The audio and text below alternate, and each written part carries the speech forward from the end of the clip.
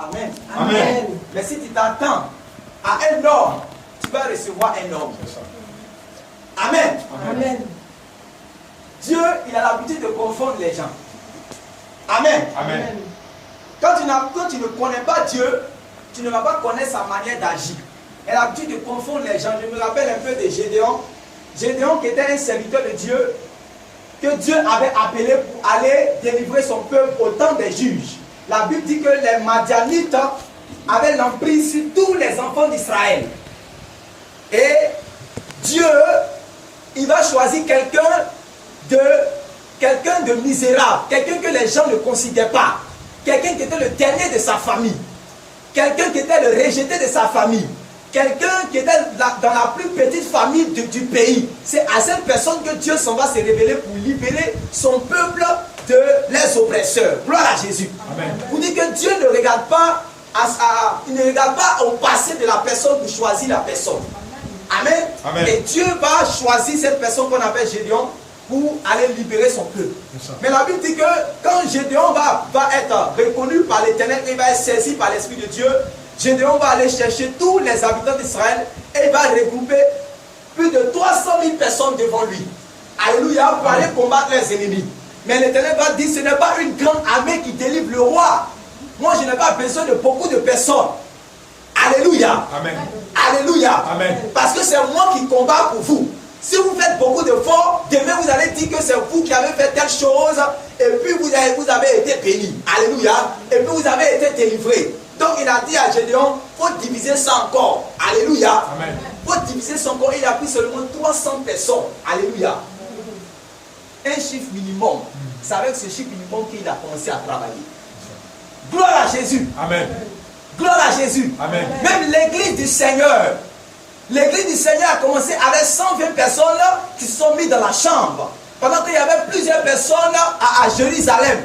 Mais il y avait seulement 120 personnes qui sont mises à part dans une chambre, qui sont enfermées. Parce que le Seigneur a dit de ne pas sortir parce qu'il va les précéder, ils vont recevoir le Saint-Esprit. Et quand ces 120 personnes ont reçu le Saint-Esprit, alléluia, une seule personne seulement a prêché de la part de Dieu. Et quand il a commencé à parler de la part de Dieu, la Bible dit que 3000 personnes ont été converties. Vous voyez comment Dieu travaille? Et il a pris des personnes qui étaient sans instruction. Alléluia. Amen. Il n'avait pas de diplôme théologique, l'apôtre Pierre.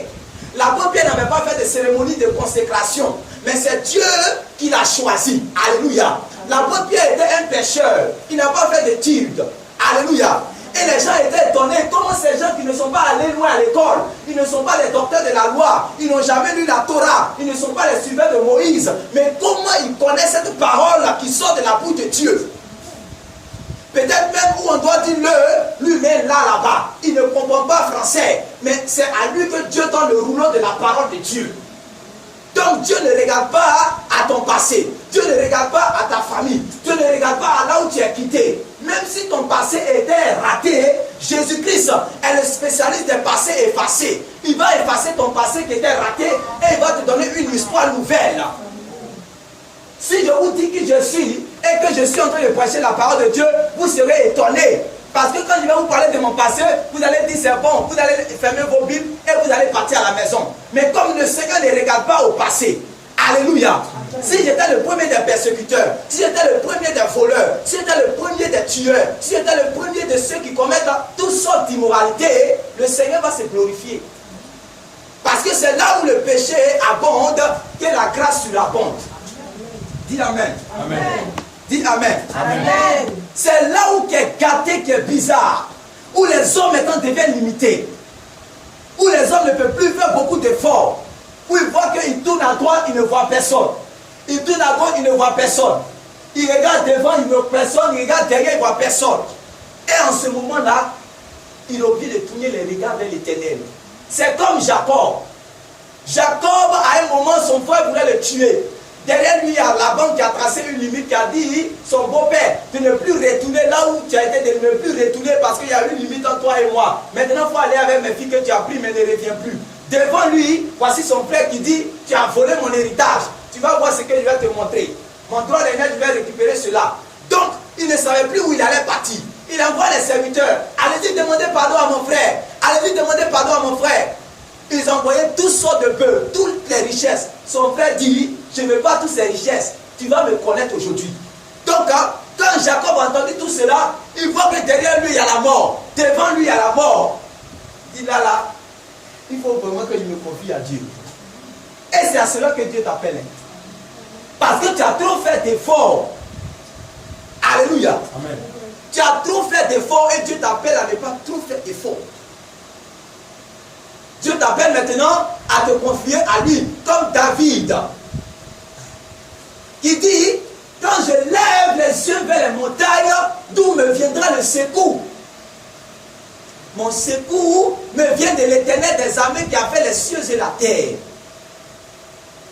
Et en ce moment, Jacob va se débarrasser maintenant de tout ce qu'il avait. Tout ce qui pouvait l'empêcher d'être distrait. Il s'est débarrassé même de ses femmes. Il s'est débarrassé de toutes ses richesses. Et maintenant, la Bible dit que Jacob resta seul à Bethel. Alléluia. Jacob était resté seul dans cet endroit où il va rencontrer Dieu. C'est pourquoi je veux que tu sois seul avec Jésus. Pourquoi que quelque chose te distrait? Parce que Satan, quand la parole vient, il va envoyer une autre pensée. En ce moment, tu es ailleurs. Amen. Amen. Amen. Amen. Quand le Saint-Esprit, quand l'église a commencé, il n'y avait pas micro. Je sais pourquoi je dis ça. Pourquoi j'insiste? Parce que tu peux venir ici et puis tes pensées sont ailleurs. Tu penses que où on est là, Jésus n'est pas là. Il dit que là où 2 ou 3 sont réunis en son nom, il est là. C'est la condition pour que Jésus vienne. À moins que les deux là soient sorciers. À moins que les deux là, ce soient même des pécheurs. À moins que les deux là ne connaissent pas Jésus. Mais s'il dit qu'ils connaissent Jésus, s'il dit qu'ils invoquent Jésus, et il a dit quoi même? Invoque-moi et je te répondrai. Ce n'est pas Jésus on a invoqué. Donc si tu ne crois pas que Jésus est ici, ce n'est pas la peine de rester. Il dit que si celui qui s'approche de lui doit croire que lui il existe. Que ceux qui s'approchent de Dieu croient que Dieu existe et qu'il est le rémunérateur de ceux qui le recherchent. Mais est-ce que tu crois que Dieu est ici? Si tu ne crois pas, ce n'est pas la peine. Parce qu'il ne peut pas faire quelque chose pour toi sans la foi. Car sans la foi, il est agréable à Dieu. Quelqu'un qui ne croit pas que Jésus est ici, il n'a pas la foi. Amen. Dieu faut enlever ça de tes pensées. Dieu est en train de nettoyer d'abord le champ. Il veut nettoyer tout ce qui est de ça qu'il va placer maintenant, il va planter sa parole. Tout ce qui... Parce que l'église du Seigneur même a commencé où? Dans une maison. Pendant qu'il y avait les temples, le Saint-Esprit a décidé de descendre où? Il y avait beaucoup de synagogues à cette époque. Mais le Saint-Esprit a décidé de descendre où? Je vous pose la question. Dans une chambre. C'est même pas mettre dans un salon. Parce que le Saint-Esprit veut bouleverser le raisonnement des humains. Parce que la sagesse que les hommes ont est une folie pour Dieu. Eux, ils pensent que le Saint-Esprit que Dieu avait promis qu'il allait descendre dans un coin où il y a croisade d'évangélisation. Mais la chambre est devenue le lieu de croisade d'évangélisation. La disposition que tu as vis-à-vis du Seigneur peut changer l'atmosphère ce matin. La foi que tu as vis-à-vis pour le Seigneur peut changer ton environnement, ta vie, ta destinée. Mais si tu n'as pas la foi en Dieu, Dieu ne peut pas faire quelque chose avec toi. Jean-Baptiste même, que Jésus a choisi, David dit que Jean-Baptiste là, il avait quoi? Il s'habillait de peau de chameau. Quand tu le regardes, il ne ressemble à rien. Il mangeait quoi? Le miel sauvage, les sauterelles. Mais la Bible dit que c'est lui que Dieu a donné le rouleau. C'est lui qui va venir présenter Jésus. Il y avait beaucoup de pharisiens, non? Il y avait beaucoup de docteurs. Les Nicodèmes étaient là. Les Caïphes, le souverain sacrificateur, tous sortes de noms, ils étaient là. Mais Dieu, il dit que c'est Jean-Baptiste qu'il va choisir. Et Jean-Baptiste prêchait où? Je vous pose la question. Jean-Baptiste prêchait où? Ici, c'est comme ça. Maintenant, il dit, je peux prêcher, ça. Il faut que toi, tu puisses être en contact. Dieu te fait connaître Jésus. Dieu que tu puisses connaître Jésus ce matin. Le Dieu que tu sais, il faut que tu le connaisses véritablement. Sinon, quand tu vas prier sans la foi. Tu as dit beaucoup de choses, comme les pharisiens, ils prient, parce qu'à force de dire beaucoup de mots, ils seront exaucés. Il faut que le Dieu que tu invoques, tu puisses le connaître. Alléluia. Amen. Jean-Baptiste prêchait où? Au désert. Comment on peut prêcher au désert? Mais les gens quittent la vie. Ou les femmes quittent au marché, les hommes quittent les affaires, tout ce qu'ils sont en train de faire. Ils délaissent ça, ils disent non. Nous on veut aller au désert. Mais au désert, il y a les scorpions là-bas. Au désert, il y a les serpents. Au désert, c'est le soleil. Au désert, il y a le sable. Il n'y a même pas un seul être. En Israël là-bas, le désert là, ça existe toujours. Ce désert là, c'est là-bas que Jean-Baptiste en bas. Il n'y a pas de l'eau là-bas. C'est quand il vient de prêcher, maintenant il les conduit maintenant dans le Jourdain, vers le Jourdain là-bas. Mais comment les gens vont laisser toutes les activités et puis ils vont partir là-bas? Parce que c'est là-bas que le Saint-Esprit a choisi de se glorifier. Dans un désert. Gloire à Dieu. Parce que Dieu est capable de changer, c'est-à-dire qu'il met pour toi dans le désert un courant d'eau, un fleuve d'eau vive, là où les gens ne pensent pas. Les gens, ils sont en train de faire les activités, ils savent qu'il y a une voix qui parle là. Cette voix-là n'est pas la même voix que la voix des autres qu'on entend d'habitude. Les autres ont l'habitude de dire non, voici ce qui va t'arriver, mais ça n'arrive pas. Pourquoi? Ils disent ça va arriver, mais ça n'arrive pas. Donc les gens sont frustrés. Mais où est-ce Dieu qui parle? Oh, il a dit dans sa parole que sa parole ne revient pas à lui sans avoir accompli son dessein. Quand sa parole quitte le ciel, c'est comme une pluie qui descend et qui doit toucher la terre et bénir tous les herbes qui sont là pour porter du fruit, pour donner de la graine aux semeurs. Amen. Amen. C'est la même chose que sa parole. Quand sa parole arrive, sa parole vient pour accomplir un effet. Mais pourquoi j'ai l'habitude d'entendre les paroles et ma vie ne change pas? Donc les gens sont frustrés. Pendant 400 ans, de Malachie jusqu'à Matthieu, les gens étaient frustrés. Parce que Dieu avait dit, il arrivera un temps où je vais amener une famille dans ce pays. Ce ne sera pas une famille de pain, ce ne sera pas une disette d'eau, mais ce sera une famille d'entendre les paroles du Seigneur. Et cette époque-là ressemble à notre époque. Dis Amen. Amen. Vous voyez, les enfants du Seigneur ont soif d'entendre la parole, la vraie parole du Seigneur. Une parole qui va changer leur cœur. Leur cœur de pierre en cœur de chair. Une parole qui va faire qu'ils se détournent du péché. Une parole qui va faire qu'ils vont fuir tout ce qui ne glorifie pas le Seigneur. Une parole qui va changer les circonstances de vie. Une parole qui va les faire connaître Jésus. Une parole qui va faire qu'ils vont recevoir le Saint-Esprit qui avait été promis par le Père. Une parole qui va faire qu'ils vont savoir prier le Seigneur Jésus. Une parole qui va permettre qu'eux aussi soient disciples du Seigneur. Les enfants du Seigneur en soif. Amen. Une parole qui va entrer dans les familles et qui va réconcilier les hommes et les femmes qui veulent divorcer. Une parole qui va aller pour guérir ceux qui sont malades. Une parole qui va aller où il y a l'esprit de la sorcellerie qui domine les foyers, qui domine les maisons. Esprit de génération, toutes sortes de choses. Les gens cherchent une parole en fait. Parce que je suis dans ma famille. On a dit que quand on a 30 ans, personne ne peut se marier. Mais quelle est cette parole qui peut venir briser ces liens-là? Les gens cherchent, ils ne voient pas. Où on cherche cette parole-là, on ne gagne pas. Et quelle est cette malédiction qui prévaut encore dans tous ces lieux-là? Gloire à Jésus. Gloire à Jésus. Et les gens cherchent, ils ne gagnent pas ces paroles.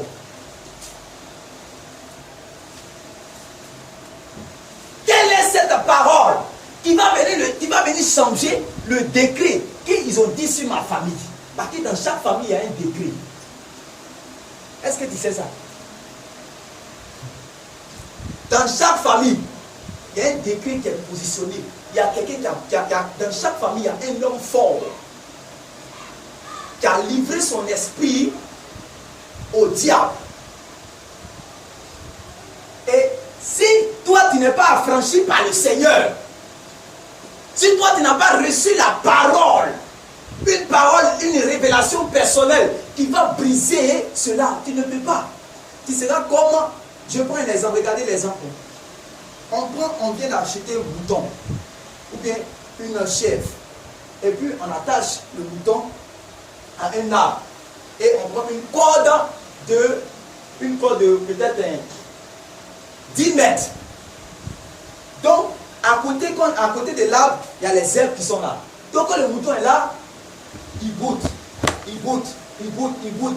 Mais quand il a atteint les 10 mètres, il boute. Dès qu'il veut dépasser les 10 mètres net, il sent qu'il est bouté quelque part. Or, quand il était dans les 5 mètres, il ne savait même pas qu'il était attaché. Il pense qu'il n'est pas attaché. Bon, prenons un exemple même. On lui donne une corde de 100 mètres. Il va brouter, il va traverser tout ce projet là. Il pense qu'il s'en va. Il pense qu'il est libre. Il broute son main. Il broute. Il ne sait pas qu'il est lié. Il broute. Dès qu'il va atteindre 101 mètres, il sent qu'il est lié quelque part. Et l'esprit qui est dans chaque famille, il attend, il n'est pas pressé. Avance. Finis d'avoir des diplômes. Finis d'avoir le BPC. Finis d'avoir le bac. Finis d'avoir BTS. Quand tu vas vouloir travailler tes blocs. Puis dis, viens me servir avec ton BTS. Il t'attend. Tu es bien. La nature, ta maman t'a bien accouché. Dieu t'a béni. T'a donné une beauté. Alléluia. Un bon cœur. Tu es quelqu'un qui aime travailler. Tu fais tout. Tu es une belle femme. Tu es là, tu avances. Tu finis de faire tout ce que tu veux. Tu peux faire tout ce que tu veux. Arriver, c'est un moment net. Au moment où on doit, c'est-à-dire qu'au moment où le mariage doit arriver, pour toi, ça se bloque. Parce qu'il y a un décret qui est positionné. Alléluia. Amen. Alléluia. Amen. Et chacun maintenant cherche une parole. Chacun cherche une parole maintenant que Dieu va envoyer. Psaume 107, verset 20. Écoutons la parole du Seigneur. Psaume 107.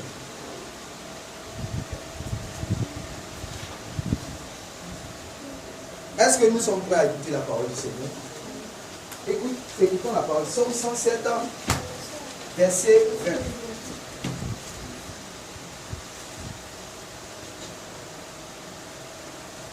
Il n'y a pas de Bible.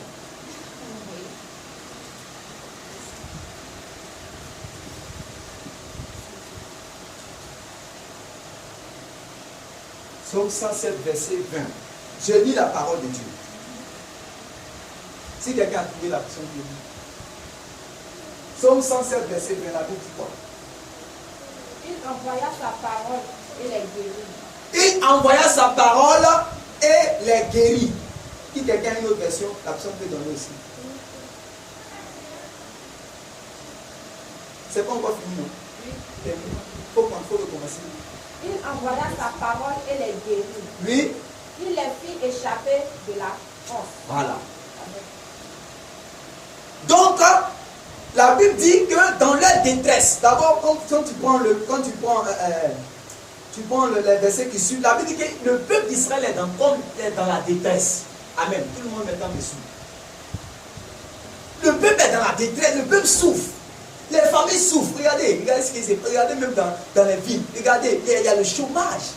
Regardez dans les villes, regardez, les gens cherchent comment ils vont avancer dans la vie. Rien ne va. Les gens sont bloqués. Alors que tout ce qui se passe physiquement, ce n'est que le résidu du monde spirituel. C'est-à-dire qu'ils ont déjà réglé ça de façon spirituelle. Et ce n'est que le résidu que nous voyons de façon physique ici. Donc, le peuple est meurtri. Le peuple souffre. Et la Bible dit que dans ces souffrances-là, nous devons avoir recours à qui? Nous devons avoir recours à Dieu.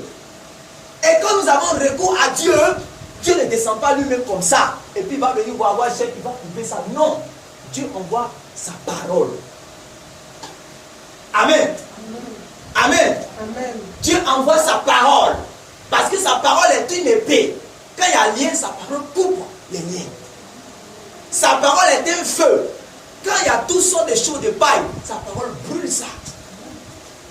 Sa parole est un marteau. Quand il y a rocher devant toi, quand il y a montagne, sa parole brise cela. Sa parole là, c'est la droite triomphante de Dieu. C'est la force de Dieu. Dieu n'a jamais rien fait sans la parole. La Bible dit au commencement, Dieu créa les cieux et la terre. La terre était quoi? Informe et vide. La Bible dit que l'Esprit du Seigneur se mouvait au-dessus des eaux.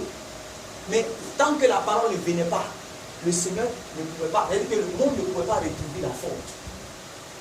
La Bible dit que l'Esprit du Seigneur se mouvait au-dessus d'elle.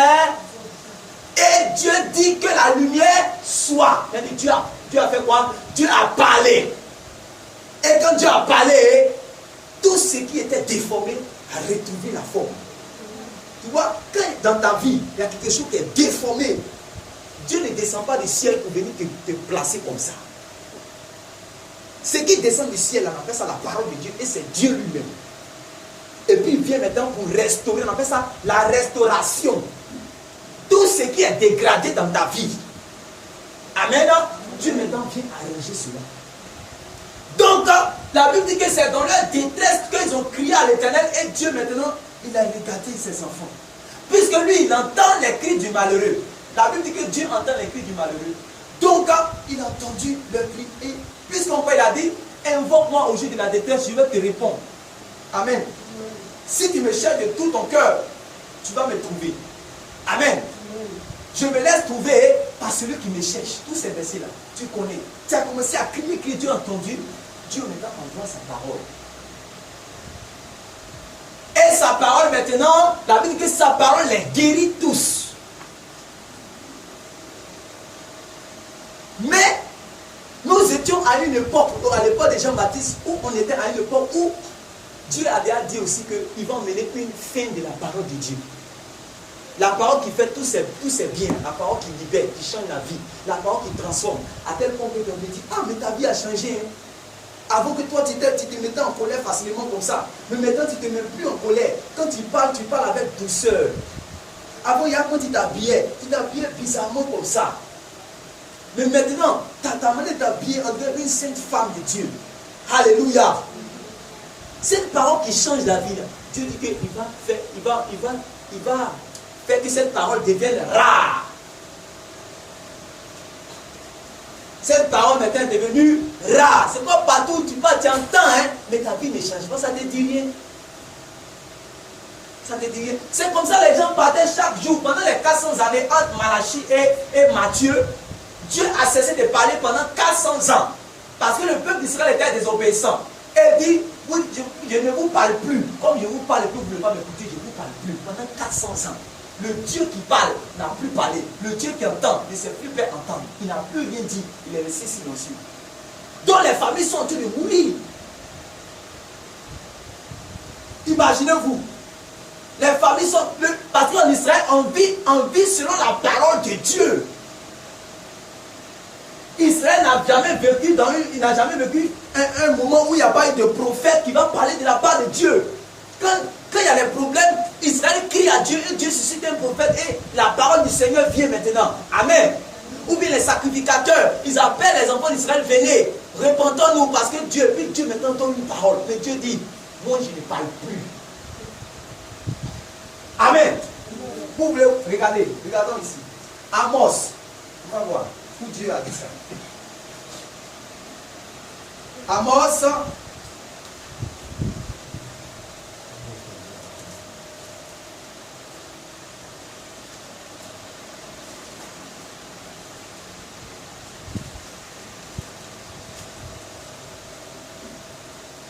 Amos 8, verset 11.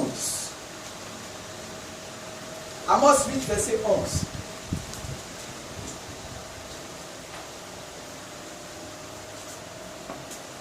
Je lis la parole du Seigneur. Voici, les jours viennent. Ouais. Il dit, voici, les jours viennent, dit le Seigneur, l'Éternel, où j'enverrai la famine dans le pays. Non pas la disette du pain. Ça veut dire que ce n'est pas une famine de manger du riz. Est-ce que vous m'entendez? Écoutons la parole du Seigneur. Ne soyez pas distraits. Si vous écoutez, Dieu va vous libérer ce matin. Amen. Il dit que je vais envoyer une famine. Mais ce ne sera pas une famine du pain qu'on mange de café. Une famine de riz, de sacs de riz, ou bien de pommes de terre, ou bien de gaba. Ce ne sera pas une famine de ça. Parce que l'homme ne vivra pas seulement de paix, mais l'homme vit de toute parole qui sort de la bouche de Dieu. Donc il y a une autre parole et il y a une autre nourriture du moins. Amen. Il y a la nourriture de ce corps périt. Amen. Amen.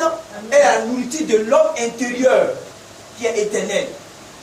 Amen. La nourriture du corps, ça va être toujours là.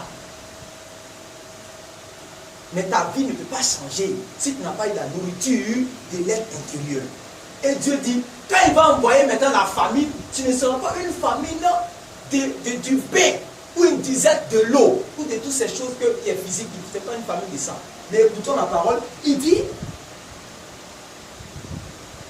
mais la faim et la soif d'entendre les paroles de l'Éternel. Voilà ce que Dieu a dit. Il dit, il arrivera un temps où il ne va plus parler. Il ne va plus envoyer les prophètes. Il va dire, ainsi parle le Seigneur. Ainsi parle l'Éternel. Voici ce que dit l'ancien des jours. Tous les Ésaïe, tous ceux qu'on parlait, on les a tous tués. Dieu dit, vous les avez tous tués. Vous ne voulez pas écouter la parole du Seigneur. Ceux qui veulent vous conduire, vous en dites d'abandonner vos péchés. Vous dites, vous ne voulez pas. Donc Dieu dit que c'est bon, je ne parle plus. Je vais me taire, je me retire. Donc pendant 400 ans, le peuple souffre. Quelle est cette parole qui va changer ma vie? Mon âme est en train de partir dans la force. On a lu le psaume 107, verset 20. Il a dit, il est délivré de la force. La force, c'est le séjour des morts. Quand on creuse, quand il y a les guerres, puis on creuse, qu'on appelle ça, le sol, et puis on met les cadavres dedans, mais ça prend. Amen. Est-ce que vous êtes connectés? Est-ce que vous êtes concentrés? Quand il y a les guerres quelque part, et puis on creuse le sol, quand on tue les gens, puis on creuse le sol, on les met beaucoup dedans, on a fait ça comment? Force commune. C'est pas ce qu'on appelle force commune. C'est une force. Amen. Amen. Et c'est ça qu'est la mort, le séjour des morts. C'est devant chaque personne qui n'a pas la parole de Dieu. C'est devant toi. Donc le peuple crie. Tu sais que quand tu n'as pas Jésus, ton âme, ton âme cherche Dieu. Quand tu es là, tu fais la vie ici. Mais ton âme crie chaque jour. Parce que ton âme sait que ton âme sait qu'il a un rendez-vous avec celui qui l'a créé. Ton âme sait. Mais ton corps là, il fait ce qu'il veut. Sinon, ton âme sait qu'il a un rendez-vous dans l'éternité. Parce qu'après la mort vient le jugement, c'est écrit sur ton âme sait cela. Donc, quand par exemple, tu prends tes deux pieds là, et puis tu t'en vas à la chair, et puis tu vas dans un maquis, ton âme crie. Ton âme lutte. Non. L'esprit, la Bible dit que Dieu a mis la conscience de l'éternité dans notre esprit. Donc, ton âme là, crie. Non. Je ne veux pas partir là-bas. Oh Dieu, aide-moi, aide-la. Pourquoi elle ne m'écoute pas? Ton âme dit ça. Mais toi, ta chair, tu écoutes la chair, le diable, tu vas là où le diable ne veut pas que tu partes. Et le Seigneur ne veut pas que tu partes. C'est là-bas que tu dois mettre les pieds. C'est ça qu'on dit, il y a la force, l'enfer, le séjour des morts.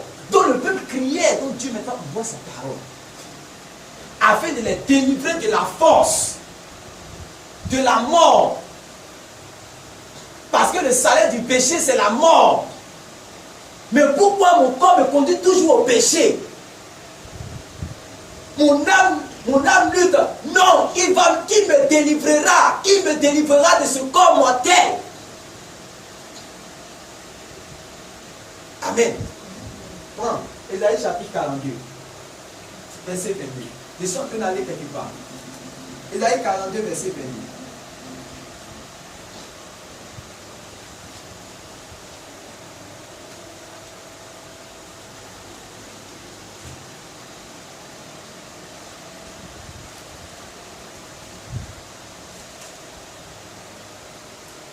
Quelqu'un a trouvé Ésaïe 42,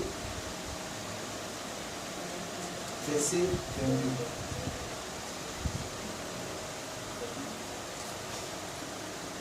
J'ai eu la parole du Seigneur. Et certains peuples pillés et dépouillés, on les a tous enchaînés dans des cavernes. Pourquoi? Regardez-moi ici. Pourquoi certains peuples pillés et dépouillés? Et on les a tous enchaînés dans des cavernes, plongés dans des cachots. Ils ont été mis au pillage. Et personne qui les délivre. Dépouillés Et personne qui dise restitue. Vous avez vu, quand la parole de Dieu se fait rare, l'esprit de la sorcellerie de la famille devient puissante. Parce qu'il n'y a pas la parole de Dieu pour venir briser. La seule chose que l'esprit de la sorcellerie des familles a peur, hein, c'est la parole de Dieu. La parole de Dieu, la révélation qui va changer ta vie, là, tant que ce n'est pas là, tu vas faire autre chose qui n'est pas dans ta destinée. Amen. Tu vas faire un travail que le Seigneur ne t'a jamais appelé à faire ce travail, jamais. Tu es en train de faire, tu es en train de travailler, c'est pas pour qui? Tu es en train de travailler pour l'esprit qui a le décret sur toi. L'homme fort, c'est pour lui que tu es en train de travailler. Mais ce n'est pas pour Dieu. Amen. Donc quand la parole de Dieu se fait rare, tu vas faire autre chose qui n'est même pas dans la volonté du Seigneur. Je vais arriver là-bas tout à l'heure. Il dit que c'est un peuple pillé et dépouillé. C'est-à-dire qu'on les a tous volés. On les a volés. Ils ont volé la grâce de Dieu sur leur vie. L'esprit impur a volé la grâce. Et les a pillés. Parce que la parole de Dieu se fait rare. Et la Bible dit, il n'y a personne qui dit restitue. Gloire à Jésus. Gloire à Jésus. Et le Seigneur dit que dans ces derniers temps, il va envoyer une parole. Et il y aura une famille d'entendre les paroles du Seigneur. Donc, comme les enfants d'Israël souffraient, la Bible dit pendant 400 ans, imaginez-vous un peu. Les gens veulent regarder doucement pour que chacun puisse comprendre. Imaginez-vous un peu où le Seigneur ne parle pas. Pendant 400 ans, comment les foyers, les familles, les églises, partout, les gens souffrent. Donc voici ce que les enfants, voici ce que même les enfants d'Israël ont fait. Comme ils ont vu que Dieu ne parle pas, comme ils ont vu que les gens souffrent et qu'il n'y a rien, il n'y a personne qui dit restitue, la vie des gens ne change pas. Ils sont toujours oppressés par les Romains. Ils vont dire, ok, ils ont fait un concept, ils ont fait des synagogues. Quand ils prennent des Genèse jusqu'à Malachie, il n'y a jamais, synagogue n'existe pas. Mais c'est quand Jésus est arrivé, au temps de Jésus, là, quand on parle des synagogues. Donc, une synagogue est rentrée dans la tradition des Juifs. Parce qu'ils cherchaient eux-mêmes des solutions. Ils cherchent Dieu, parce que Dieu a dit que depuis je vous appelle, vous ne m'écoutez pas, je vous appelle, vous ne m'écoutez pas. Quand maintenant vous allez m'invoquer, je vais fermer mes oreilles, je vais me cacher vis-à-vis de vous, je ne vais même pas vous entendre. Pendant 400 ans, donc, ils vont se créer eux-mêmes les moyens d'atteindre Dieu pour satisfaire leurs besoins. Ils vont créer maintenant partout les synagogues. Ça ressemble un peu à ce qui se passe aujourd'hui. Les vies ne changent pas. Les gens souffrent. Donc maintenant chacun se lève et puis il fait ce qu'il veut. Amen. Parce que les gens font des programmes, leur vie ne change pas. Ils veulent entendre la voix de Dieu, ils n'entendent pas. Donc maintenant ils donnent les thèmes. L'année de la prospérité. C'est dans l'année de prospérité, rien ne va dans ta vie. L'année de la guérison. La femme là, elle est malade, 10 ans, maladie là, ça ne quitte pas. L'année du mariage. C'est-à-dire qu'il n'y a pas un seul quelqu'un qui est marié dans toutes les assemblées, il n'y a pas quelqu'un. L'année de la sanctification. Tous ceux qu'ils ont dit comme pasteur là-bas, et tous ils couchent avec les filles qui sont dans l'église. L'année du décollage, eux tous, ils sont dans la même, c'est-à-dire qu'ils donnent tous les temps pour attirer les gens. Mais les gens vont, rien ne se passe. C'est ce qui s'est passé au temps de Jésus. Avant que Jésus n'allait arriver, pendant les 400 ans où Dieu s'est tué, chacun maintenant veut faire des programmes, faire toutes sortes de choses. Ils ont créé les synagogues. C'est là que les pharisiens sont venus. Regardez dans la Bible, dans tout l'Ancien Testament. Pharisiens n'existent pas. Il n'y a pas pharisiens. C'est à partir de Matthieu qu'on en parle de pharisiens. C'est pourquoi toujours Jésus, quand il prêchait, c'est eux qui parlaient, c'est aux pharisiens qu'il parlait. Il dit, vous l'avez quitté où? Pour conduire les enfants d'Israël dans le péché. Vous avez ajouté à la loi de Dieu vos traditions. C'est le Seigneur qui parlait à ses pharisiens. Parce qu'il n'avait pas affaire au peuple. Lui, il avait affaire à ses pharisiens. Parce que c'est eux qui ont conduit son peuple dans l'erreur. Il regarde aussi les sadducéens. Il dit, vous êtes dans l'erreur. Comment un aveugle peut conduire un troupeau, comment un troupeau d'aveugle peut se laisser conduire par un berger qui est aveugle? Ils vont tomber tous où? Dans la force. Ils vont tomber là-bas. C'est ce qui s'est passé. Chacun, les synagogues disaient oui, tout. Alors que les enfants, hey, là où le Seigneur le dit. Regardez, cette femme qui avait 18 ans qui était coupée. Elle partait, ça fait depuis que la première année qu'elle était coupée. Hein, elle partait à la synagogue. Toujours elle est coupée pendant 18 ans. Et puis elle va chaque jour à la synagogue. Mais un jour, le jour où elle va croiser l'homme solution qui est Jésus-Christ de Nazareth. Celui qui peut redresser ce qui a été coupé, parce que c'est lui qui coupe et c'est lui qui redresse. Celui qui ouvre ce qui a été fermé. Parce que quand il ouvre, personne ne peut fermer, et quand il ferme, personne ne peut ouvrir. C'est qu'il a croisé maintenant cette femme qui était maintenant coupée, qu'il a redressé. Sinon, depuis elle partait dans la synagogue, qu'est-ce qui s'est passé? Rien. Voici toi, peut-être tu as quitté quelque part. Et rien ne s'est passé. Mais si tu as croisé Jésus, ta vie va changer. Ils ont mené la religion pour pouvoir atteindre Dieu. La religion, c'est tous les infos que l'on fait pour pouvoir atteindre Dieu. Dieu dit que laisse la religion là-haut, il faut laisser ça. Tes infos que tu fais, il faut laisser. Il faut rencontrer Jésus-Christ de Nazareth. Et ce qu'il va te dire de faire, il faut obéir. Gloire à Jésus. Amen. Gloire à Jésus. Amen. Même je pense que tous les paralytiques là, parce que là-bas, c'est maintenant le Seigneur en train de nous faire voir tout ce qui s'est passé en Israël. Ici, il est en train de parler. Ici, il est en train de nous montrer. Les gens même qui tombaient malades là-bas, là, quand ils tombent malades ou bien ils ont la lèpre, on les chasse parce qu'on ne doit pas toucher les lépreux. Si tu touches, tu es impur.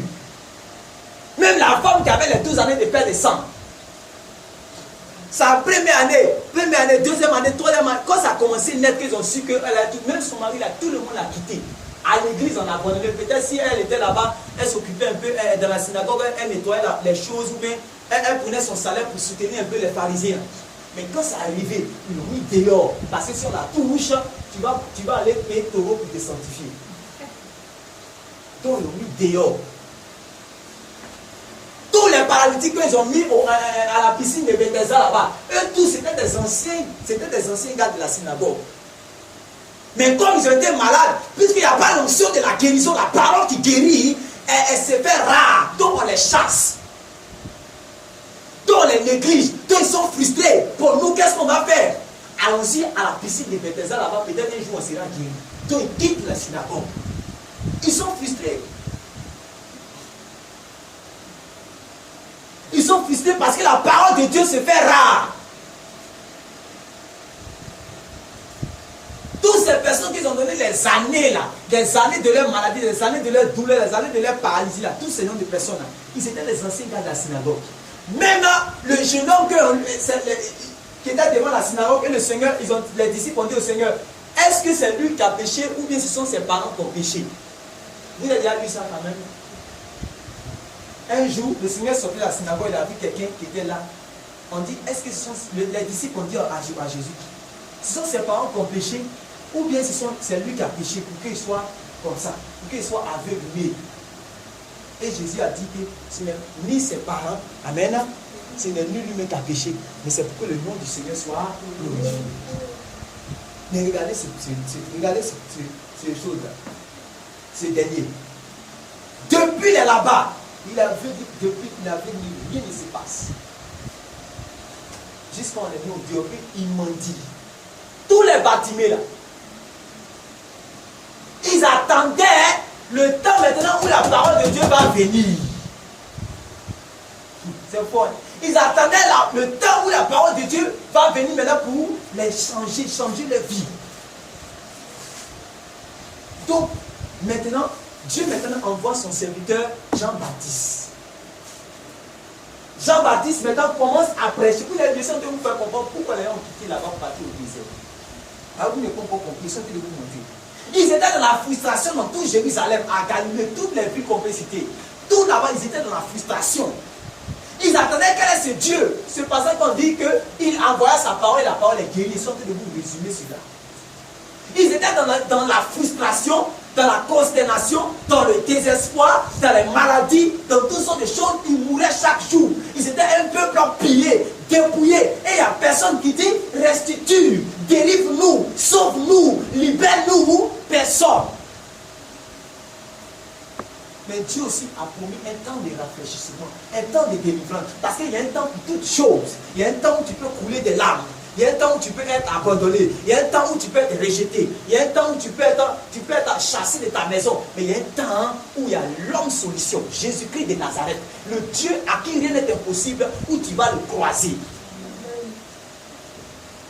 Le temps de la restauration était arrivé. Dieu maintenant envoie Jean-Baptiste. Jean-Baptiste, il n'a pas de nom. Son nom, c'est celui qui crie dans la voie du... C'est la voix qui crie dans le désert. Amen. Donc Jean-Baptiste arrive. Et Jean-Baptiste commence à prêcher. Répentez-vous. Aplanissez les sentiers du Seigneur. Toute colline sera abaissée. Toute montagne sera aplanie. Jean-Baptiste commence à prêcher un message qu'ils n'ont jamais entendu. Parce que quand ils sont dans les synagogues, ils ont l'habitude d'entendre les paroles. Deutéronome chapitre 28, verset 1. Tu seras béni à la tête, tu seras béni à ton arrivée, tu seras chaud. Ils ont l'habitude d'entendre ça. Mais ils ne sont pas bénis.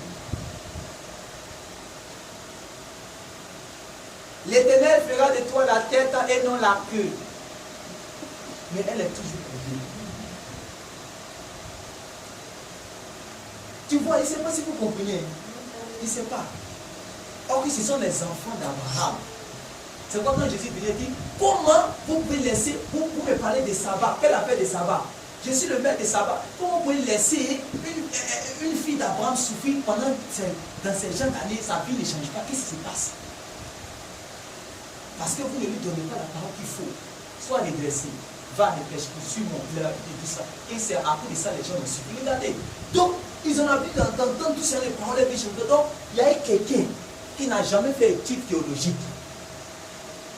Il n'a jamais, on ne le connaît pas, il n'est que le fils de Zacharie et il a vécu dans le désert. Si tu regardes Jean-Baptiste comme ça, tu ne peux même pas écouter ça. Mais tellement la parole est puissante, tu ne peux plus regarder son visage. Parce que la parole qu'il a fait dire te concerne. Il avait dit, ça te concerne. Donc, tous ceux qui passaient vers le désert, ils entendent l'homme à crier. Les autres, ils parlent, comme ils parlent le chocolat, tu vois, il y a tout le confort. Il y a toutes sortes d'instruments là-bas. Il y a tout, mais le bruit ne change pas. Donc il dit, mais qu'est-ce qui se passe? Quand ils sortent, ils entendent, tu as entendu quelqu'un appelle Jean-Baptiste, au désert, allons-y, tu vas entendre. La Bible dit, mais il y a les publicains qui partaient, n'est-ce pas? Il y avait les soldats qui partaient. Il y avait toutes sortes de catégories de la société qui partaient. Parce que pendant 400 ans, ils vont entendre ce qu'ils n'ont jamais entendu. Une parole qui va maintenant les mettre en contact avec Dieu. Quand ils arrivent, il dit, mais attends, qui es-tu? Est-ce que tu es le Christ? Oh, c'est trop fort. Est-ce que tu es le Christ? Ou bien tu es Élie? Ou bien tu es le prophète? Parce que les paroles, c'était les paroles, ils parlent comme les paroles du Christ. Ils parlent comme les paroles d'Élie. Ils parlent comme les paroles du prophète. Là maintenant, on sent que c'est Dieu qui parle. Eux-mêmes, le peuple sait que c'est Dieu qui est en train de parler comme ça. Regarde quand ils arrivent maintenant, regardez ce qu'ils vont dire à Jean-Baptiste. Luc chapitre 3. Je vais lire pour que nous ne pouvons pas, vous allez dire que les chapitres vont les choses. Regardez, Luc chapitre 3, à partir du 3e verset. À partir du 2e verset, Luc chapitre 3. Écoutons la parole du Seigneur.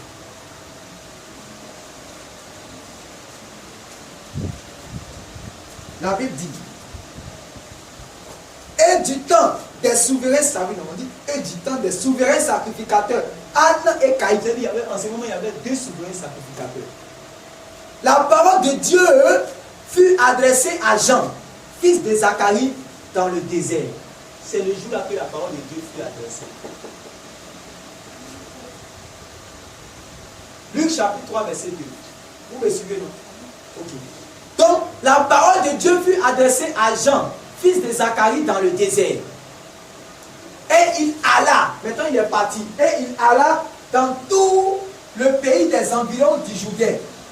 Maintenant on dit, prêchant le baptême de repentance pour la rémission des péchés. Selon ce qui est écrit dans le livre des paroles d'Ésaïe, le prophète. C'est la voix de celui qui crie dans le désert. Préparez le chemin du Seigneur. Aplanissez les sentiers. Toute vallée sera comblée, toute montagne et toute colline seront abaissées. Ce qui est tortueux sera redressé. Et les chemins rabotés seront aplanis. Et puis il dit maintenant verset 6. Et toute chair verra le salut de Dieu. Alléluia. Amen. Le salut, ça veut dire quoi? Quand le chemin du Seigneur sera préparé, quand il va défricher, lui il est venu, non? C'est comme un champ, quand quelqu'un veut faire une plantation de maïs. Amen. On emmène les gens pour pouvoir nettoyer le terrain d'abord. Moi, les gens mis champ, peut-être quelqu'un qui a eu champ, quelqu'un qui a travaillé dans le champ. On nettoie d'abord. On enlève tout ce qui est les herbes, bizarre. D'abord, souvent, il y a d'autres qui brûlent ça d'abord. Il faut tout, il nettoie et tout. Et puis maintenant, il met la semence. C'est le travail des gens baptisés. Parce qu'ils n'avaient pas encore entendu. Il dit que quand il va finir de faire ça, tout le monde maintenant va voir le salut. C'est le salut là qui peut venir vous enlever du lieu de la captivité. Alléluia. Donc quand ils ont entendu ça, les gens maintenant écoutent maintenant Jean-Baptiste. Ils écoutent une parole qu'ils n'ont jamais entendue. Regardez, verset 7. Il disait donc à ceux qui venaient en foule, on dit ils venaient en foule maintenant, pour être baptisés par lui. Il dit, race de vipères, qui vous a appris à fuir la colère à venir? Produisez donc des fruits dignes de la repentance et ne vous mettez pas à dire en vous-même, nous avons Abraham pour père, car je vous déclare que de ces pierres, Dieu peut susciter des enfants à Abraham. Verset 9. Déjà la cognée est mise à la racine des arbres. Tout arbre donc qui ne produira pas de fruits, de bons fruits sera coupé et jeté au feu. La Bible maintenant dit au verset 10, écoutons la parole ici. La foule l'interrogeait, disant, que devons-nous faire? Amen. Voilà, on peut s'appeler. La parole que Jean-Baptiste disait, c'est une parole dure. Mais tellement qu'ils étaient fatigués, ils disent, qu'est-ce qu'on doit faire? Comment Dieu on fait? Parce que quand il a commencé à parler, Jean-Baptiste avait aussi des disciples. Et c'est ces anciens disciples-là qui sont devenus des disciples du Seigneur Jésus aussi. Il y avait les André, les Pierre, tout ça, les anciens disciples de Jean-Baptiste, n'est-ce pas? Les Nathanaël, tout ça, les anciens disciples de Jean-Baptiste. Donc Jean-Baptiste avait ses disciples. Quand il a commencé à prêcher, les gens aimaient cette parole-là. Ils sont venus se faire baptiser. Donc les gens aussi, ils sont à la maison, ils disent, aujourd'hui je suis allé quelque part. Je passais dans le désert, je passais vers le Jourdain là-bas, je partais faire mes activités. J'ai entendu une parole, rien pour faire que là-bas. Non. C'est quoi on nous dit à la synagogue là-bas, dis-moi, allons-y, tu vas entendre toi-même. Donc chacun partait, il va rendre témoignage. Ils sont faits, ils vont rendre témoignage. Donc il y a un jour, la foule maintenant, chaque jour, il y a la foule qui se bat. On entend ce que Jean-Baptiste va dire. Parce qu'ils ont soif de ça. La soif que Dieu lui va faire là. Ils avaient tellement soif que maintenant ils ont mis maintenant de l'eau à boire. Amen. Amen. Quand ils sont arrivés là, ils venaient en foule, ils voulaient venir se faire baptiser. Jean-Baptiste, c'est pas comme ça se passe ici. Il faut produire des fruits dignes de la repentance. Déjà la cognée est déjà mise à la racine. Il faut commencer à changer de vie. Il faut avant que vous fassiez baptiser, il faut abandonner son ancienne vie. Il a commencé à leur dire les choses. Je prends l'exemple. Si parmi la foule, il y a une prostituée, tout à l'heure il va donner les exemples, je viens. Si parmi la foule, il y a une prostituée, et que les gens sont en train de se faire baptiser, elle veut aussi venir se faire baptiser. Jean-Baptiste dit non, c'est pas comme ça se passe ici. Moi, je suis venu pour nettoyer le chemin. Dans ta vie de position, est-ce que tu peux dire non à ça? Et puis tu vas passer par le baptême. C'est ça que Jean-Baptiste faisait. Mais tellement qu'il voulait changer, la prostituée dit, moi je ne veux plus prostitution. Prostitution, c'est fini. Je veux le baptême, je veux changer ma vie. Les publicains, eux, volaient le trésor. C'est eux qui travaillent le trésor de notre époque. Ceux qui prennent les impôts, comme les archives. Voilà. Eux, ce sont les voleurs à cette époque, ils volent. Mais ils disent, mais ils disent, que devons-nous faire? Qu'ils ont entendu cette parole pour voir le salut de Dieu. Si les Israélites, quand ils entendent salut, c'est vous ici qu'on parle de salut, vous pensez que tellement vous avez tellement entendu salut, ça ne vous fait que maintenant, ça ne fait rien. Donc, ça ne vous dit rien. Mais quand ils ont entendu ça, ils disent, mais que devons-nous faire? Oh, les publicains, ils ont l'argent, ils sont des riches. Jean-Baptiste dit, ne volez, ce que vous avez volé, laissez restituer ça. Mais ils disent, même si aujourd'hui, ils vont nous appeler voleurs, parce qu'ils vont savoir que quand on va les restituer, ils vont savoir que nous avons volé. Il dit, on est prêt pour avoir ce nom-là. On veut le baptême, on va aller restituer tout ce qu'on a volé. Est-ce que tu es prêt pour ça? C'est ça. Est-ce que tu es prêt pour ça ce matin? Alors tu vas voir le salut de Dieu. Regardez. Il dit, la foule l'interrogeait disant, que devons-nous faire? Verset 11. Il leur répondit, que celui qui a 2 tuniques partage avec celui qui n'en a point. Et que celui qui a de quoi manger agisse de même. Regardez, les gens qui vont à la synagogue tous les jours, ils ne sont même pas capables de donner une tunique à celui qui n'en a pas. Où est-ce qu'on chasser les gens de la synagogue? C'est ce qui se passe. Les riches ont les mains devant. Ceux qui sont mal habillés ont les mains derrière. Vous ne voyez pas. Vous ne voyez pas. Allez-y. C'est-à-dire, Dieu va vous pousser par l'esprit un jour, vous allez partir. Peut-être que vous n'avez pas encore vu, mais vous allez voir ce qui se passe aujourd'hui. On dit non. Quand vous venez ici, là, habillez-vous en veste. Forcé, tenue obligée. La personne n'a même pas. Il n'a même pas. C'est-à-dire que pour manger du riz chaque jour, c'est difficile. Dieu dit, quand vous êtes veste, vous venez forcer. Donc la personne aussi, il est obligé de faire ça. Si c'est pour aller emprunter même veste pour venir, je suis là, que vous ne pourrez pas qu'on sent qu'il souffre. Il vient regarder à vous, il les voit comme ça, il souffre. Ils ont des problèmes. Elle est obligée de se faire maintenant pour venir, mais elle a un problème. Les gens souffrent. Il dit, celui qui a 2 tuniques, c'est-à-dire que 2 habits, partage avec celui qui n'en a point. C'est-à-dire, quand les gens sont pour, on leur dit, non, toi, on les traite même de sorciers. Vous êtes sorciers, allez-y. On ne peut pas chasser votre esprit de sorcellerie, on les chasse de la synagogue. Oui. Et beaucoup sont dans la frustration comme ça. L'argent des dîmes là, où elle ne paye pas sa dîme depuis là. Il faut sortir de mon église. On les chasse. Elle a quand elle fait au point toujours, c'est les monnaies qu'on les donne. On les chasse. Elle a quand elle vient là, elle ne porte pas talon. Comme les moments pasteurs ne portent pas ça. On les chasse. Vous voyez? Quand on dit qu'il y a plus d'action de grâce, les gens sont venus donner 100 000, ils ont pris leur argent, ils ont pris dette pour faire. Mais comme elle n'a pas fait, on les mis derrière. C'est-à-dire que les gens n'avaient même pas d'habits, tout ont beaucoup d'habits dans le placard. Ils n'ont jamais donné un à quelqu'un. Mais ils vont chaque dimanche à la synagogue. C'est la même chose qui se passe aujourd'hui. Même chose. De la méchanceté dans l'église. Personne ne fait personne n'a d'égard à l'orphelin et à la veuve. Or, le Seigneur dit la vraie religion, c'est de s'occuper de la veuve et de l'orphelin. Mais la veuve a faim, l'orphelin meurt, il devient enfant de la rue et il est dans l'église. On les place derrière, puis on met les riches devant. Quand ils sont trop frustrés aussi, ils vont de la rue, ils disent c'est bon, Jésus là, c'est bon, ils sont découragés. Verset 12. Il veut aussi des publicains. Voilà.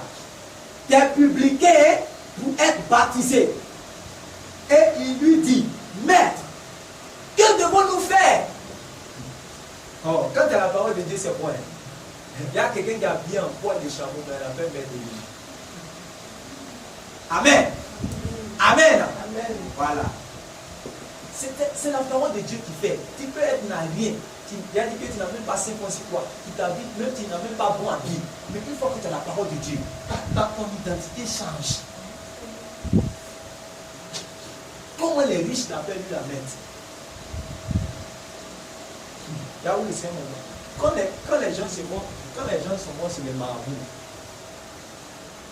quand ils vont chez marabout, s'il fait les 4 ministres, quand il arrive, marabout là même à sa maison, on mettait les souris à se tourner comme ça, tout est sale. Et comme il cherche sa solution là-bas, quand il arrive, il se dit quoi? Que le Dieu de ce marabout-là, c'est lui qui a la solution de son problème. Tout ce que son marabout, mais s'il est prêt à dire que Seigneur, Amen. Amen. Parce que c'est dit que le marabout a la solution de son problème. Et il arrive aussi souvent 0. Amen. Amen. Parce que l'esprit là, l'esprit de ce marabout a changé l'identité du marabout. Mais si toi tu as l'esprit de Dieu, Amen. Même si tu n'as pas 5 francs, et les jours il ne mange pas. Oui, mais il peut prier pour que sa vie change. Au nom de Jésus-Christ. Parce que Jésus-Christ habite en moi. Moi qui n'ai pas l'argent, mais mon identité a changé. Hein.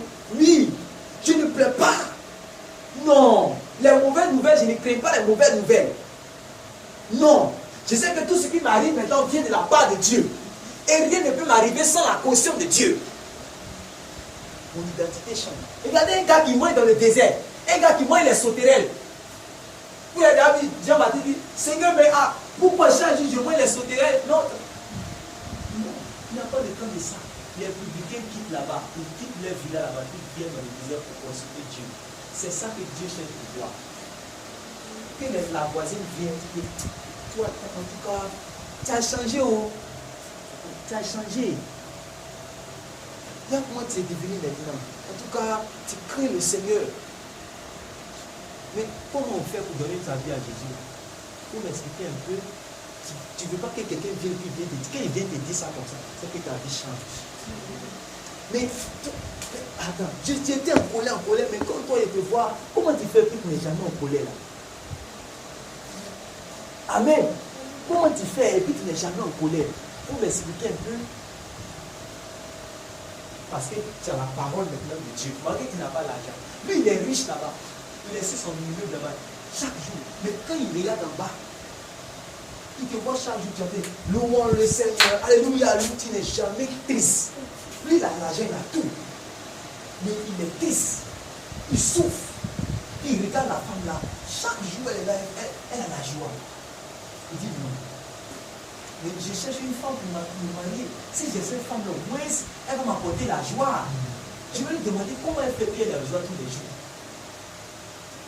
C'est qu'il y a les choses que vous loupez là. Ça tombe même vous. Parce que vous ne savez pas. C'est-à-dire qu'il y a deux choses. Soit même vous n'avez pas le Seigneur Jésus, ou bien vous l'avez, mais vous ne savez pas en qui vous avez cru. Le marabout lui sait. Il sait qu'il connaît son faux Dieu là. Il sait. C'est pourquoi si le ministre même arrive pour aller le consulter, quand le ministre l'appelle Seigneur, il ne te dit pas pourquoi tu m'appelles Seigneur. Il prend ça. Il dit mets-toi à genoux, va, fais chaud, fais chaud. Malgré le marabout là, peut-être il ne va pas manger. Et souvent là, quand ils vont les conserver dans les trucs misérables. Pour dire quoi? Je suis en train de te dire que ce n'est pas les biens matériels là qui doivent te donner le bonheur. C'est le fait que Dieu soit révélé à toi. Les gens cherchent Dieu au travers de toi. Voilà, c'est ça. C'est de ça que je suis en train de parler. Tous les gens de la foule là, ils quittent la ville. Ils quittent la ville et puis ils sont dans le désert là-bas. Tu t'imagines, les gens quittent loin, à Yamoussoukro, pour venir consulter Dieu chez toi. Amen. C'est de ça que Jean-Baptiste, c'est de ça qu'ils ont parlé. Et maintenant, regardez la réponse. Ils ont dit, que devons-nous faire? Au verset 13. Il leur répondit, n'exigez rien au-delà de ce qui vous a été ordonné. Après eux, des soldats aussi demandaient, et nous, et toute catégorie de personnes, que Que devons-nous faire? Il leur dit, ne commettez ni extorsion ni fraude envers personne et contentez-vous de votre sol. Vous voyez maintenant. Donc, la parole là, qui est venue n'était pas une parole facile, une parole difficile où ils sont obligés d'abandonner leur ancienne vie. Amen. Amen. Amen. Amen. Donc, si la position arrive, on lui dit que si tu veux voir le salut de Dieu, abandonne ta position. Elle dit que oui, j'abandonne ma position. Si les autres veulent, quand je vais arriver, si les anciens clients là, ils arrivent, mais il y a quoi que tu t'habilles comme ça, maintenant tu as changé intéressant, toi, Marie de Madonna façon là. Tu es devenu tout, tu es devenu couverte façon, qu'est-ce qui se passe? Oui, ma vie a changé. Vous ne savez pas que c'est ce qui est arrivé à Marie de Madonna, la prostituée là. La prostituée qui a cassé son vase. Elle a cassé son vase. Qui était le parfum qu'elle mettait pour attirer ses clients. Elle a cassé ça, elle a mis ça, elle a mis dans ses cheveux, elle a suivi les pieds de Jésus, et puis pour une compétition, c'est fini. Tous ces anciens gars maintenant viennent. Ils arrivent maintenant. Et regarde Marie de Magdala, elle a changé. Personne maintenant ne veut s'approcher d'elle. Elle n'a plus maintenant de clients comme avant. Mais il y a quoi? Oui, et puis maintenant, ma vie a changé, ma vie appartient à Jésus-Christ. Elle a eu le Dieu de salut, elle est dans la félicité. Et toi? Et toi? Amen. Amen. Amen. Amen. Donc maintenant, chaque catégorie de personnes, s'il y a un adultère qui vient,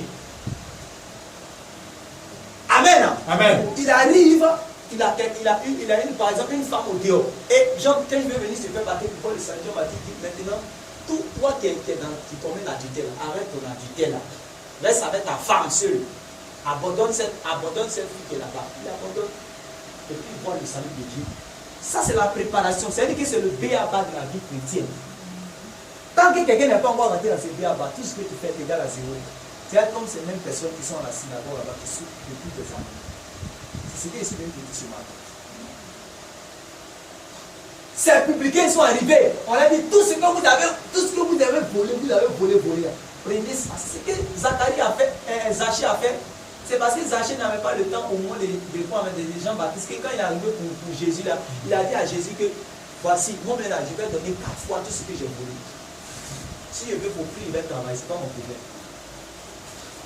Est-ce que tu es prêt pour ça ce matin?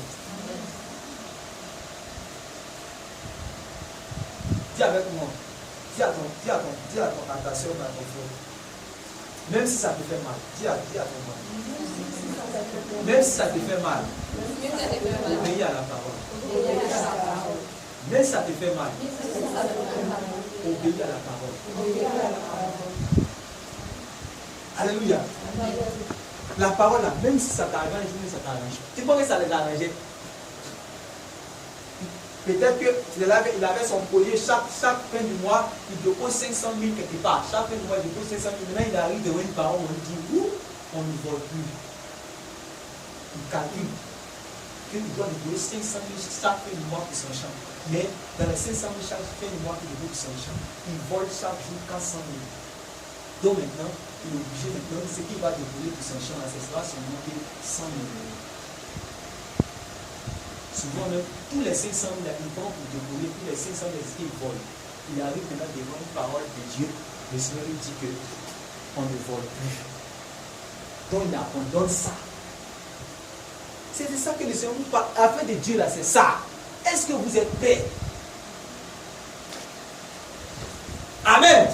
Amen. Amen. Amen. Ils ont tous abandonné. Ils ont tout déposé. Ils disent c'est bon. Alléluia. Parce que Jean-Baptiste a dit la poignée est déjà mise dans la racine. Tout arbre qui ne produira pas de fruits sera coupé et jeté au feu. Là qu'elle en fait. Amen.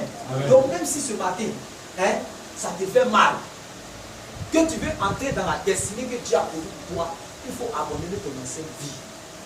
C'est-à-dire que tout ce que la parole va commencer à te dire, tu es prêt à obéir, tu es prêt à obéir, tu es prêt à obéir. Nous, à notre rôle, les serviteurs, à notre rôle, on va prier chaque jour, on va prier. Mais tant que le bénisseur, qui est Dieu, vous avez un problème avec lui, nous, on ne peut rien faire. Est-ce qu'on est d'accord? Amen. On ne peut rien faire. C'est Dieu qui est le bénisseur. C'est Dieu qui change la vie. C'est Dieu qui a placé la destinée de chacun d'entre nous. Mais si nous, on est en train de prier, ou bien on prie Jacob, on fait tout, on gêne, on fait tout, que lui qui doit recevoir la bénédiction, là, il a un problème avec le bénisseur. Tout ce qu'on a fait de faire est déjà là. Tu vas dire, mon fils, 10 millions de cas changer sa vie. Béaba n'a pas encore fait. Il faut que le champ soit défriché. C'est quoi Jean-Baptiste a dit? Que sont venus dire, qu'est-ce que tu es? Il termine par là. Qui es-tu? Est-ce que quelqu'un a pu te dire tout ça maintenant? Les gens disent, mais qui est-ce que tu es? Es-tu Élie? Es-tu le prophète? Es-tu le Christ? Il dit non. Je suis seulement la voix qui celui, et la voix de celui qui crie dans le désert. Mais il y a un qui est plus grand que moi. Moi, je suis seulement venu préparer le chemin. Donc, c'est ce que je suis venu faire ce matin. Préparer le chemin du Seigneur dans ta vie.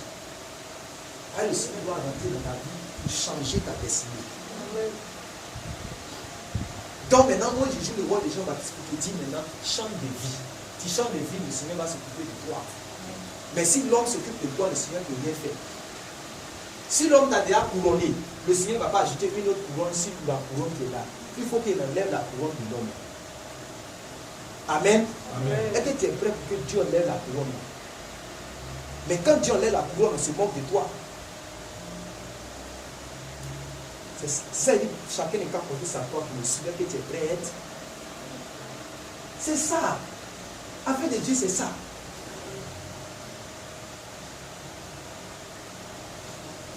Est-ce que tu veux que Dieu ne qu'à mettre une couronne sur une couronne? C'est-à-dire que l'homme a déjà mis la couronne sur ta tête. Le diable a déjà mis la couronne. L'homme, tout ce que l'homme a fait là, l'homme là, c'est le diable. Amen. Amen. Il dit, si tu veux que lui te couronne, il faut qu'il enlève ça d'abord. La Bible dit que la graine ne peut pas germer si elle n'a pas semé. Donc tu dois accepter la mort à toi-même. Et ça, Jean-Baptiste a prêché. Donc ils vont accepter de mourir à eux-mêmes. Est-ce que ce matin tu es prête? Est-ce que ce matin tu es prêt? Est-ce que ce matin nous sommes prêts à abandonner? Parce que quand il envoie sa parole, c'est ça, la parole, la voici, ça est là, ça vient commencer. Vous allez voir le salut de Dieu. Mais il faut que vous êtes prêts à obéir à la parole, mais ça ne vous arrange pas. C'est ça. Je vais terminer par ça, je vais terminer un petit témoignage. C'est vrai, hein? Ce que je vous dis, j'ai expérimenté cela. Oui, je ne peux pas parler. Oui, j'ai abandonné. C'est-à-dire que quand le Seigneur est venu comme ça, j'ai donné ce témoignage pour édifier quelqu'un ici. Amen. Acclamez le Seigneur.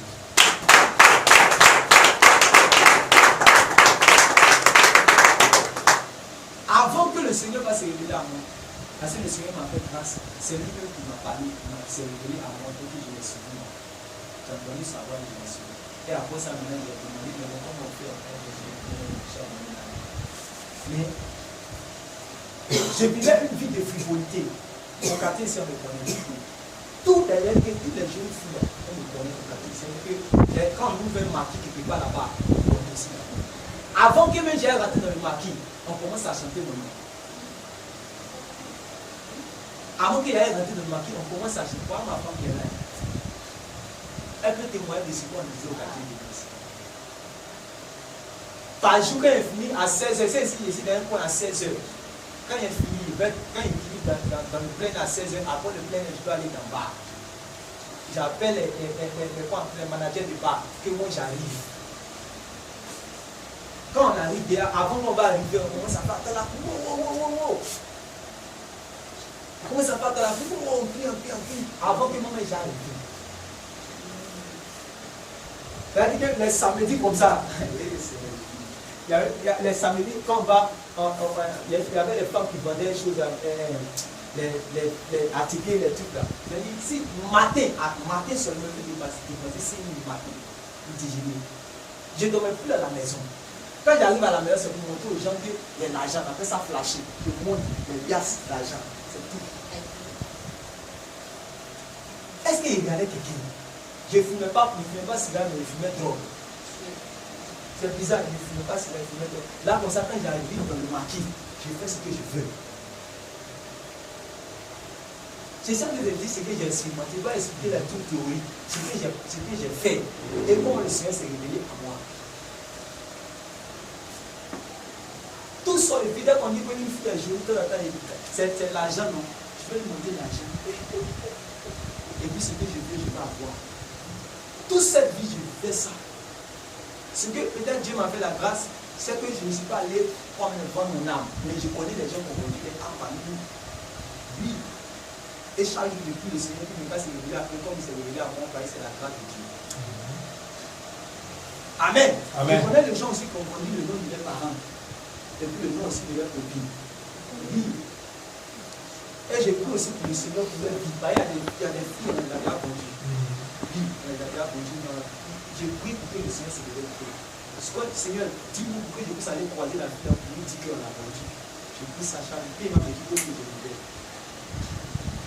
Amen. Amen. Dans la vie qu'on mène, c'est que vous voyez le physique là, ça c'est le résidu. Mais le spirituel est dangereux. Amen. Amen. Mais quand le Seigneur maintenant va se révéler à moi, j'ai fini de choper ici à Eden Space. Eden Space. J'ai fini jusqu'à m'asseoir. À partir de 18h. Il dit à 19h, on partit encore. Il y avait un bar aussi quelque part avec une maison là-bas. Mais on allait partir là-bas. À partir de 19h, j'ai dit coucher mon gars. J'entends si tu te couches que tu dors, tu meurs. Or, avant ça, il y avait un de mes amis qui était dans le monde qui ne va jamais à l'église. Il vient me dire que j'ai fait un son sur toi. Mais le son est bizarre. Il ne fait jamais son, mais il fait un son, tu t'es couché à côté. Voilà ton gars qui était en train de voir les gars. Tu t'es couché là comme ça, tu t'es mort. Ah, il ne comprend pas. Pendant ce temps, ma femme est là. Elle intercédait un peu avec ça. Il y avait un moment de côté ici. Elle intercédait chaque jour pour que ma vie change. Parce qu'elle, quand elle a rencontré le Seigneur, quand je suis venu vers elle, elle est venue vers moi du nom, elle me dit ah, elle est choquée, elle doit arrêter. Elle fait plus ça. Vous comprenez? Elle dit que non. Et vous lui dit que non. Donc on s'est séparés. Donc maintenant, elle a. C'est de la prière maintenant. C'est quoi la prière puissante? Amen. On va prier ça. Prier maintenant avec l'amour. Pour que ma vie change. Et le Seigneur maintenant va écouter sa prière et se révéler à moi. C'est que je dis vrai.